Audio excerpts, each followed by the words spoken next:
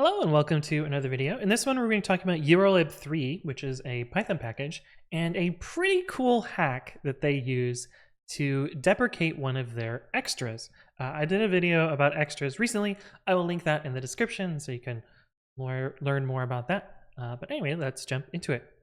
Okay, so to demonstrate the deprecation warning that they've put in place, you can set up a virtualenv, and if you install urllib3 secure, which secure is a special extra which used to pull in a bunch of dependencies needed to make SSL requests on Pythons that were either poorly compiled or on systems that didn't have built-in mechanisms for making secure requests.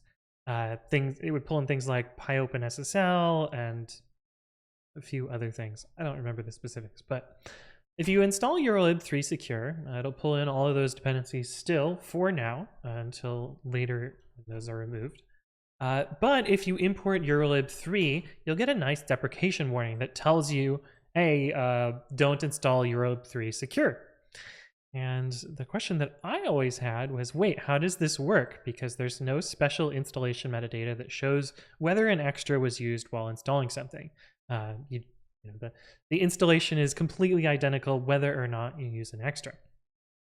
But what they did is made a very clever hack to fix this. And the clever hack is to make this special extra depend on a package that no one would ever install. And that package is actually seen here, this urllib3 secure extra package. And what they then do at runtime, site packages, urllib3, I believe it's in init.py. Yeah.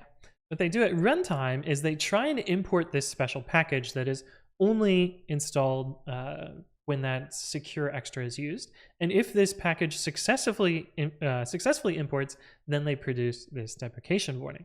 So that's basically how this little hack works. And they also helpfully link to the deprecation of PyOpenSSL and all the other stuff there.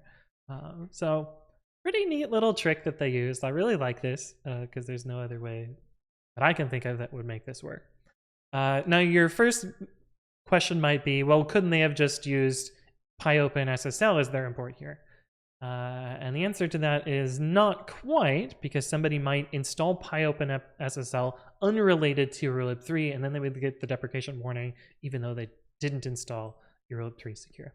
So they intentionally made this special extra package that no one should install outside of this deprecation thing.